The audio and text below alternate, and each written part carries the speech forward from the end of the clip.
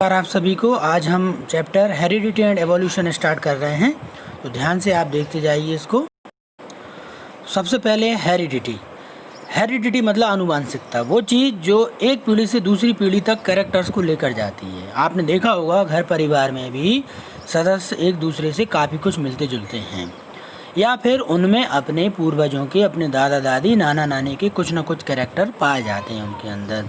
यदि हम और आप कहें कि हम किसके संतान हैं, अपने माता पिता की संतान हैं, तो ये कुछ हद तक सही है, कुछ हद तक गलत है। गलत इसलिए क्योंकि हम केवल माँ बाप की संतान नहीं हैं, बल्कि हम दादा दादी और नाना नानी के भी अंश हमारे अंदर रहते हैं।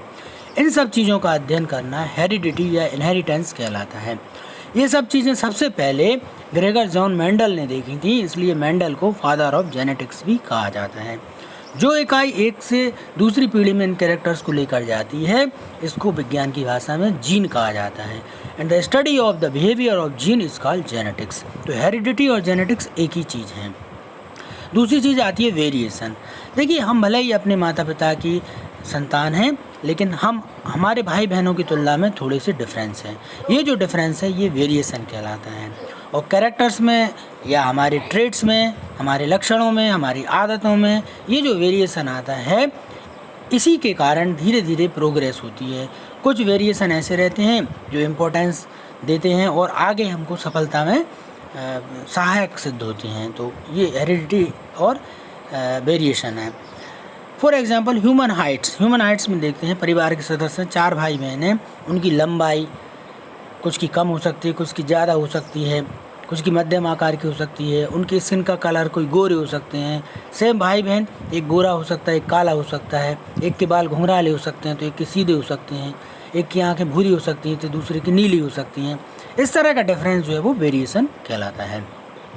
कुछ अंतर ये कान के लोब में भी रहते हैं। ईयर लोब किसी के चिपके रह सकते हैं एक भाई बहन के, दूसरे के जो है वो ओपन भी रह सकते हैं ईयर लोब।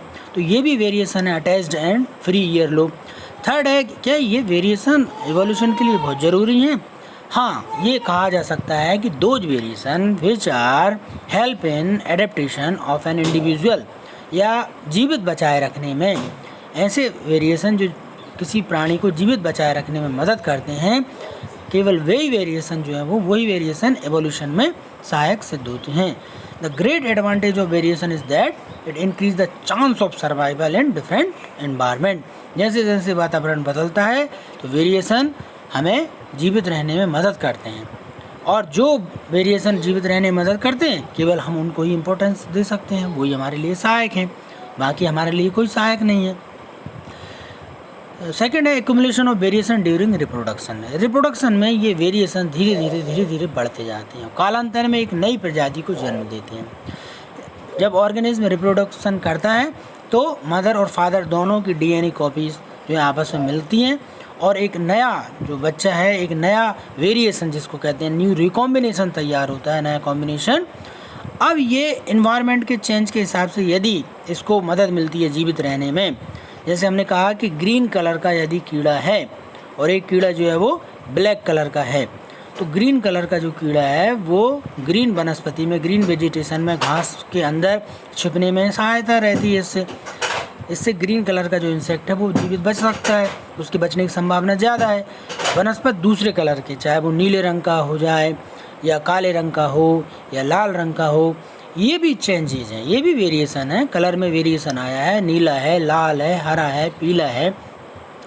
मगर आप एक बात बताइए, कौन सा वेरिएशन ज़्यादा मदद करेगा, कौन सा कलर कीड़े को जिंदा बचने में सहायक सिद्ध होगा?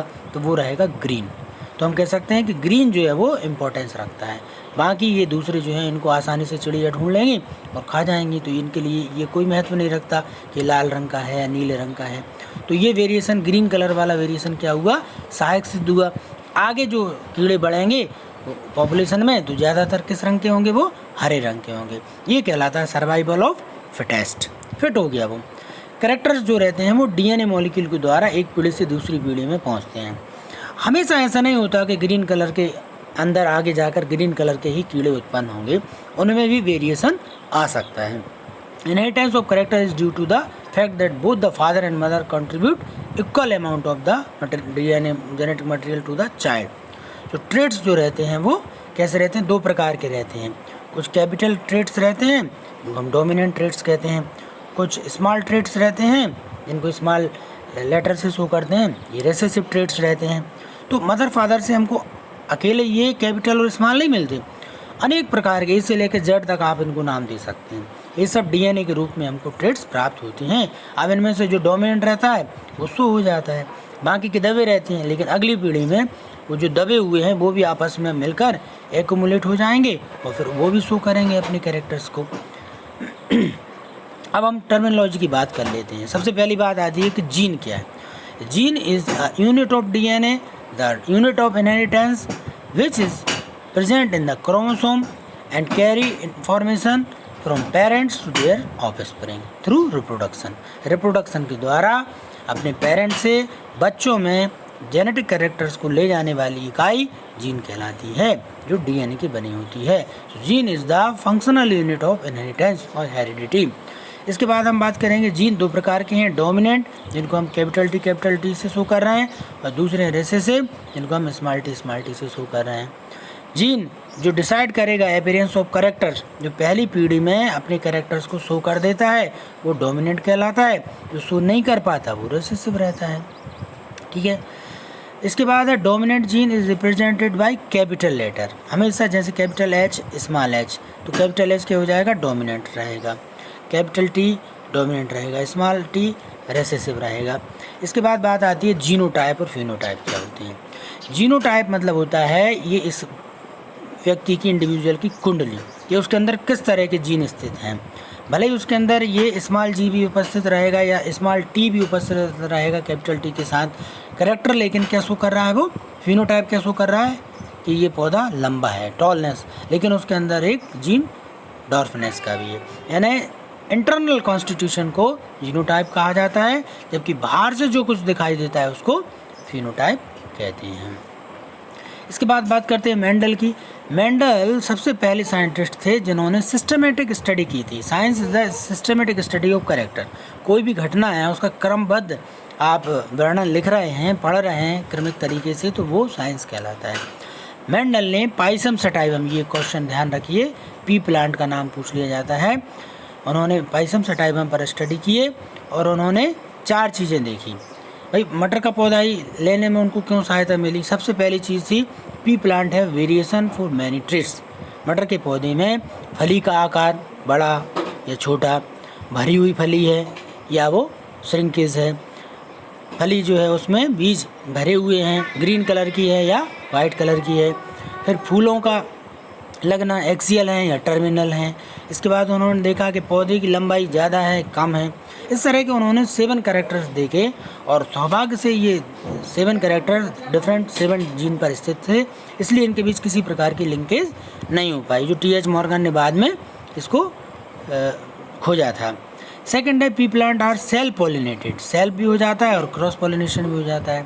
थर्ड है पी प्लांट है शॉर्ट लाइफ स्पान, यानी साल भर में आप 3 महीने का लाइफ स्पान है उसका, तो साल भर में आप 3 या 4 फसल प्राप्त कर सकते हो, आसानी से कैरेक्टर्स की स्टडी कर सकते हो। And they can be grown easily, मटर का पौधा आसानी से कहीं भी ग्रोथ कर सकते हैं। अब बात आती है अगली टर्म, फर्स्ट जनरेशन किसे कहते हैं और सेकंड जनरेशन किसे कहते हैं। यदि पेरेंट्स के द्वारा जस्ट जो पीढ़ी प्राप्त होती है उसे F1 जनरेशन कहते हैं।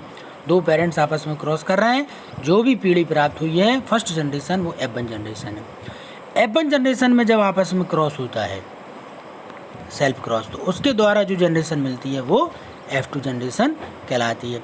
इस तरह से ये टर्मिनोलॉजी हमने देखी। अब हम बात करेंगे किसकी, मोनोहाइब्रिड और डाईहाइब्रिड क्रॉस में अगले टॉपिक में। ठीक है।